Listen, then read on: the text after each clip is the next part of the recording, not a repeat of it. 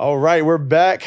Strength we trust again in the building. In the building. Let's do it. Back in action. It's been a great week, I guess, to say the least. Incredible. My man over here got his ring on his finger. Blessed us all with an amazing wedding. Was an awesome experience to be a part of. Listen, it couldn't have been more perfect. No. Nothing was perfect, by the way. Like, there's Of a lot course of not. things that didn't go right, but no one knows. Exactly. Like, we were stressed about so many things. I came with like 8 boxes of stuff. I got charged. The baggage fees were crazy. But in any case, it was such a memorable weekend. Friends, family from all over. I think we had over 13 different countries represented, and it was awesome because it was a bunch of strangers coming together and talking as if they had been friends for decades. You know, my family meeting her family for the first time because they live in Europe, Right. most of them, and most of my family is from U.S. Caribbean. Right. A lot of my family it was their first time going to Europe, so it was just an awesome experience, and it was a weekend full of events. We had the welcome party on Friday. We had the actual ceremony reception on Saturday. Then we had this hangover party on Sunday, pool party. It was just awesome. It couldn't have been more perfect. It was magical. And Let's just say that. And speaking to you as somebody who was, as a participant, I can tell you it was amazing. You guys put it together to the best of your ability. You guys crushed it. Like, Appreciate nobody is gonna forget that wedding. Oh man, Nobody is. I know I won't. Nah, seriously, like you guys blessed us. And I'm only doing that once. One time. One We're not time doing for it. the one time. One That's time for the it. one time. We're not doing this again. twice. We're not doing this twice. No. But That's it. To kind of go in really quick before we hop into this is like we always talk about Strength We Trust as like a community, right? Like we're trying to build something. You guys built your own community. You guys did it through each other, and it was cool to see. Like you said, you brought 2 families together. You brought friends from all over the world together. Yeah. And like you guys created your own little community instantly. Like it happened was, like boom, just like that. It was incredible. There was no drama, and everyone was just vibing. Yeah. It was just vibes. And that it's crazy, like because we're here trying to tap into people's strengths and get them stronger and do it on all these different levels. And it's like you guys did that emotionally, like in a second. Like you guys put us in an environment where it's like we're all gonna love each other no matter what. It was awesome, man. You guys tapped it, man. You guys tapped it. It was awesome, man. So I think we're gonna take those blessings into this episode. Oh yeah. Good vibes. We're gonna spread these good vibes all day, every day. So I think we're gonna, like we talked about in the previous episodes, we were talking about 4 types of strength, what they are, what the basis of them are, and that's a good place to start. But I think what we want to know now is where do you go now? Yeah, how do you apply that? How do you apply that, right? Like put it together into a program that makes sense, and what does that look like? Exactly, right. So, because everybody's going to see these different types of strengths that we were talking about, right? Like with your relative strength and your explosive strength and everything like that. And most people are not going to know where to go. Yep. They're going to look at all that information and they're going to look at these different types of training, the CrossFits, the bodybuilders, the calisthenic people, your different practices, your yoga, your Pilates, and they're going to see all these different skills, and most people don't know what avenue is the best for them. It's overwhelming. Absolutely. I think the information is so readily available for people that it's really hard for them to find the lane that works for their lifestyle and what their goals are. And I think what we can do here is break down each avenue to see if you can attach yourself to whatever one that is that gives you the most green lights. Yeah, because we mentioned this in the past. The best program is a program that you could stay the most consistent with. So it has to be something you actually like doing. You can't like do something that you hate and expect to be consistent with that over time. It just won't work. We see a lot of people do it all the time when they're trying to lose weight, because that's usually the number one goal. I want to lose weight, so I'm going to do this brutal class or this brutal workout or diet to hit my goals, and that's not sustainable. You want to find something that you like to do that is sustainable, meaning that you're not making any aggressive sacrifices that limit your ability to enjoy life. because then what's the point? Why you're doing this, right? And I think that's the question we got to find, right? Is like find your why. Find your why. Find your why. Start there. Right. Why are you doing this? What is your purpose for wanting to lose this weight? I think we should say lose fat, but we'll keep it weight. And we Sorry. want to reframe that. So Right. instead of training to lose fat, we want to encourage people to train to get stronger. There you go. You do Boom. that, you will lose fat. Exactly. They go hand in hand. So I think focusing on what your why is will put you on the right path that you can stay consistent with for the long term. If you don't have that reason why, and you're just going to the gym because you just think you have to, or your buddy's doing it, or your coworker's doing it, you're more than likely not going to succeed. Yeah. Right? If you don't have that reason, that driving force behind you, why you're here, your likelihood for consistency is going to drop off. Nothing's going to stick. The things Exactly. that you're doing aren't going to have meaning behind it. And finding your why is as simple as like looking at your daily activities. What requires movement, and how do you get better at that? It's great if you already participating in something like squash or tennis, or you have like you play pickup games with your boys or your girls, whether that's like volleyball, basketball. Then things that you're going to do training wise will carry over to your performance and those things. But if you don't, then look at your daily activities. What do you have to do? If you got kids, you have to pick them up. You have household chores that you have to do. What does that look like? Develop strength that will help allow you to do those things better. Right. And so we're going to tie this back now, right? We're going to start from the beginning. We said we're going to find our why, right? And we had discussed this offline here, but I think it's a good point to start with is like, how do you find that why? And you had mentioned, right, going to your doctors, a regular checkup, find out your baseline. That is step one. That is step one. Step one. A lot of people are playing themselves. Right. I know a lot of people who haven't been to the doctor in years. And let me tell you something. If you wait till something goes wrong to go to the doctor, it's going to be so much harder to figure out what's going on. You want to have a relationship with a doctor. Find a doctor that you trust, that really takes you seriously, that really listens to you, and have a history with them. Do your annual checkups every year, so that when something's off, then they'll already have your history and know where to go. Because there's a wide range for what's considered normal. You need to know what your normal is. Exactly. You got to find your baseline. You got to find where you stand, and not just amongst your peers, but like for yourself, like what your blood pressure is, right? Like, Yeah. most people have no idea. No idea. Right? People don't even pay attention to their resting heart rate and what that attests to, and what the negatives or positives are for that, right? People just will look at something they see on Google and say it says X amount of beats per minute. Oh, I'm good.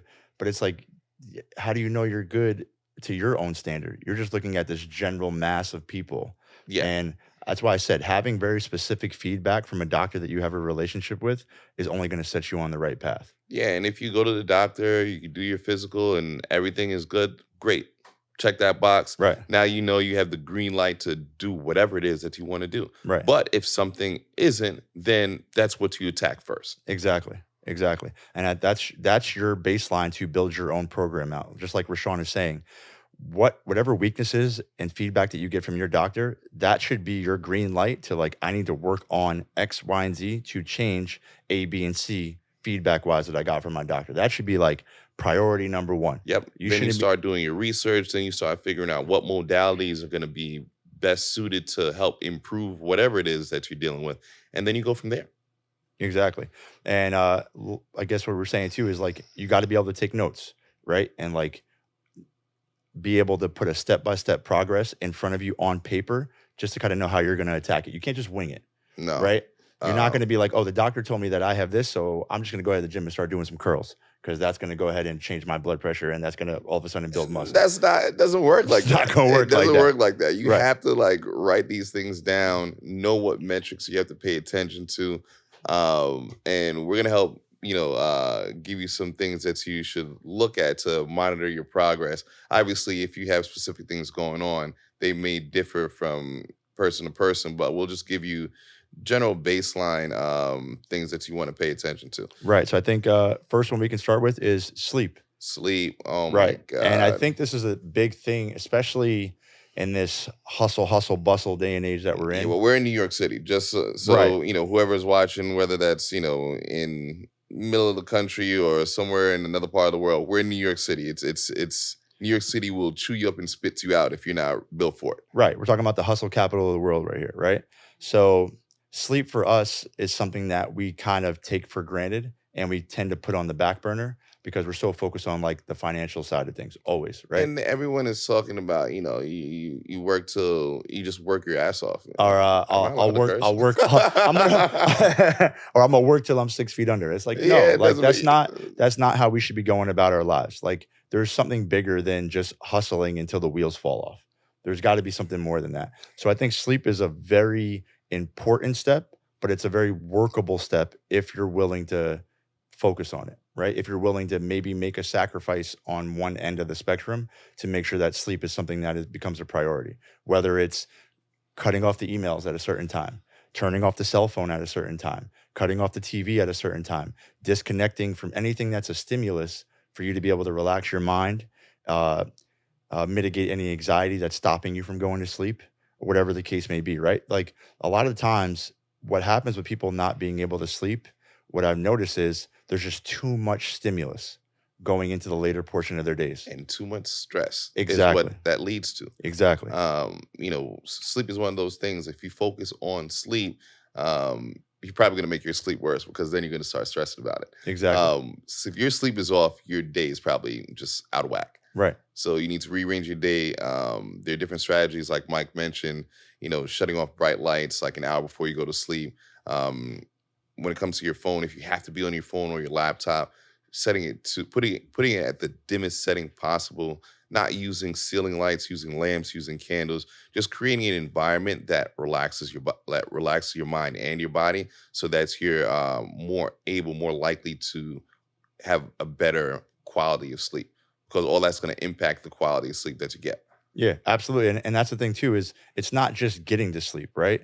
You want to get the most out of the sleep that you're getting, right? And then Because they have these sleep aids, right? And the exactly. sleep aids will help you fall asleep, but that's not improving the quality of your sleep, which is There a you go. very different thing. Absolutely. Because you get a lot of people will say, oh, I went to bed at 10 o'clock, but I woke up at 1. I woke up at 4, and then I just stayed up. And I have a lot of clients who I have these discussions with all the time. They say, Mike, I took myself to bed at an appropriate time, but I really only slept for like 4 hours Yeah. in total. And if you wake up, don't look at your phone. Exactly. Don't look at your phone. Don't look No. at anything. Just lay there and just try to go back to sleep. Exactly. Because if right? you look at the time, then you're gonna be like, "Oh my God!" Start calculating how many hours am I actually gonna get to sleep. You're gonna do yourself in. You're going to drive yourself crazy, and you're literally going against exactly what we just said. We want to mitigate as much stress as possible Right, so that right. you can actually get some quality sleep. So don't go ahead and introduce a stressor or a stimulus right in the middle of when you're supposed to be sleeping. You're literally defeating the purpose of what we're trying to get here. Right. So- Sleep is super important. Super important. And if you're trying to get like 7 hours, everyone needs, there's a range. It's like somewhere between like 6-8 hours, but strive for shoot for like 7 to 8 hours. And if Yeah. you need 7 to 8, if you're gonna get 7 to 8 hours, add an extra hour because it takes a little bit of time to fall asleep. So if you want 7 hours, you need to go to bed as if you're trying to sleep for 8 hours. Absolutely. You have to add that extra hour on because there has to be some type of time for decompression. If there isn't that window or opportunity for decompression, there's no way that you're going to get the quality sleep that you're looking for. It's going to be impossible, right? I don't care how quickly you get to bed, how quickly you take a shower, how quickly you get under the covers. If those stimuluses are still there and they're pushing and they're on you, Your mind's still going. I mean, we went on live today. We were talking about journaling. Journaling is a great way to empty your brain so you can just sleep without thinking about, okay, what do you have to do tomorrow, because you already dumped everything on paper. brain dump, I'm actually gonna start this week. brain dump. That's all. I That's all it is, I haven't man. been doing it for a while, but That's all it is, man. I'm the only one on the team who's not doing the journaling Nah, right now, you and I feel good. bad. I'm slacking. Nah, So you this good, week man. I set a goal of journaling 5 times. It was 3, but then it was somebody in our live that mentioned you're 47% more likely to To succeed in your goals if you put them on paper. I like numbers, and that was enough for me to say, all right, I got to do this. So I went from 3 days to 5 days. So I'm going to do it 5 days. I'm going to start today, and we'll circle back, and I'll let you know how I did. Exactly. And to kind of like dive in on like that journaling, because I know we did talk about it in the What was the live. book again? Atomic Habits. Atomic Habits. Right. I'm going to get that book. So- I'll download Audible. And it's great because what we're trying to do is we're trying to just stack small, consistent steps over time. Yeah. And we, again, like I said, we did talk about it a lot, but I definitely think that this is something that we need to put on here, right? Because we want this to sit. We want people to really feel this, right? And the journaling, what it's done specifically, even for myself, right, is giving me the ability to just empty my mind, empty my emotions, my thoughts, and getting them on paper, whether it's negative or positive. Right. And that was huge. And I that never was even huge. thought about that. Right. 'cause It's not just about putting down the woes and anxieties of the day. If you accomplish like a really big goal, put it on paper. Like, give yourself a little pat on the back. That's great. Yeah. Like, I went to the gym 5 times this week. On Friday night, when you're in the journal, write that down. Yeah. Like, give yourself your pat on your back. You deserve it. Mhm. Like, don't take anything for granted. Like, appreciate every single step of the process. And I think journaling has been a great tool for that, because even for myself, like I said, I was in a new city, and I was like, I got to figure out how to maneuver in this place by myself with my thoughts going nuts. Like, how am I going to succeed? It made everything so much easier to just organize like all these thoughts and emotions, because every single time something occurred, whether it was negative or positive, it was like, dump it, dump it, dump it. Now, when I'm ready to go back and actually look at it, I have such a clearer view, and it's not just this entanglement of thoughts in my head. Yeah. And Yeah. I think that's what happens with people is they have the right instincts on what they want to do, but there's just too much of it going on, and they don't know how to compartmentalize it. So I think journaling does a great way of just like organizing those thoughts. And I'll put money on it. The days you work out, you're gonna feel better. If you look back at your journal entries on the days that you worked out versus days that you didn't, your mindset is totally different. Absolutely. I'll put money on it. Absolutely. I mean, like every time I had a really good day in the gym, I was hyped to go to the journal. Like I couldn't wait to Yeah. go down and like just I did X, I lifted Y, and like I did Z, or my body composition became this. Like I was actually excited to put it on paper because I know down the road it's going to be a cool note to go back to. Yeah. Like, So and journaling is one skill. I'll let you finish your thought. no, it's cool. I mean, just to wrap it up, it's just journaling is such a great tool to put you on the right path consistently, because nobody wants to see something negative on paper too many times in a row. If I see like a couple bad days or 3 or 4 days in a row that I'm like not really feeling it, I'm going to go out of my way to do something that reinforces a positive feel on myself on whatever day that might be. Because I don't want to go back in my journal and see like I had 6 bad days in a row. Yeah. That tells you something's off. Something's off. Something's off, and something needs to change. And boom, it's such a great tool just to like snap you right back in. Yeah. Another thing that you could add, because journaling, obviously, we're pro journaling. Breath work. Yep, there you Breath go. work is another great skill to add to the repertoire, to insert like right when you're trying to wind down and go to sleep. You could try box breathing, which is 4-second inhale, 4-second breath hold, 4-second exhale, and then another 4-second breath hold before you go into that inhale again, and you do 4 rounds minimum. Do that and practice that. And that's something you can do to reduce anxiety throughout the day.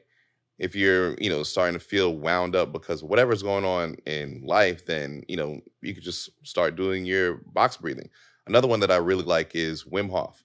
Wim Hof is awesome. He's like the GOAT. The man, he's the He's, GOAT. he's the GOAT when it comes He's the to GOAT in breath breathing. work. He's the If GOAT you don't in know breathing. about Wim Hof, do a quick YouTube search. There's so many videos. Do the guided breath work. I mean, I've been doing it for Years now, maybe man. maybe like two. I would say about 2-3 years now. We've really paid attention to it. Yeah, like Yeah. I was inconsistent for a while. My mother-in-law actually is really, really disciplined when it comes to the breath work. She's been doing the ice baths before it was a thing. She's Norwegian, so I mean, they've been doing They've that. been doing this. We're just getting on the wave. Right. So she talked to me about it, and when she talked to me about it, I was like, you know what? I should give this a go. Absolutely, And I man. started doing it more regularly, and it makes a huge difference. So there are different strategies you could use, but journaling I really like, breath work I really like, because those also have multiple applications for just being able to understand how you're feeling and reduce anxiety. The brain dump from journaling. Yep. Breath work is super important. It helps stimulate the parasympathetic nervous system, which is what relaxes us. Most of the time, we're in the sympathetic nervous system is what's really firing, which is what keeps us really heightened and Heightened all stressed. the time. Yeah. So anything you can do to encourage the activity of your parasympathetic nervous system is a great tool to have in the toolbox. That's perfect. So moving on from sleep, let's talk about nutrition. Yep. Nutrition is a big part of it, and there's a lot of debate when it comes to nutrition. You have vegans, you have the carnivore diet, you have keto, Yep. Intermittent fasting. There's so much of it. And, going back to what we said in the beginning, it's about what you can be the most consistent with. Right. And when you look at the studies, they've done plenty of studies on this. There isn't a significant difference overall between the people who are the most consistent with all of these diets. If you put them all together, they get more or less the same results. Right. You have people all across the world who eat in a lot of different ways, but they can still achieve a high level of fitness. And the reason for that is because they have a few things in common. They're managing their calories, they're eating nutrient dense food, Yep. and those are really the big things. That's the two huge to focus on. Huge. What I see a lot of people struggle with is, one, they don't know how many calories they should be consuming, Not at all. and two, they're not getting enough protein. Protein is huge. It's the building block of muscles. If you're not getting enough protein, then it's going to be very hard to build muscle. Not only that, protein keeps you satiated longer than any of the other macronutrients. Absolutely. Right? So if you find that you're having cravings throughout the day, try having some more protein. Start eating your protein first, and then figure everything else out after. Eat your Absolutely. protein, eat your vegetables, and then you could sprinkle some carbs in there. I'm not going to tell you not to eat carbs. That's the wrong way to go. You eliminate any one of those macronutrient groups, you probably will lose weight because you just eliminated a whole macronutrient group, yeah. group. But you need all of those things for your body to do what it does. So staying consistent with any of those diets that eliminate a whole macronutrient group, I don't advise that. Not any for any long term purposes. Like I would make sure that you're getting all those nutrients, but really focus on getting the protein and understanding how many calories you should be consuming. So to tap into how many calories you should be consuming, we can go all the way back to that initial meeting with your doctor, right?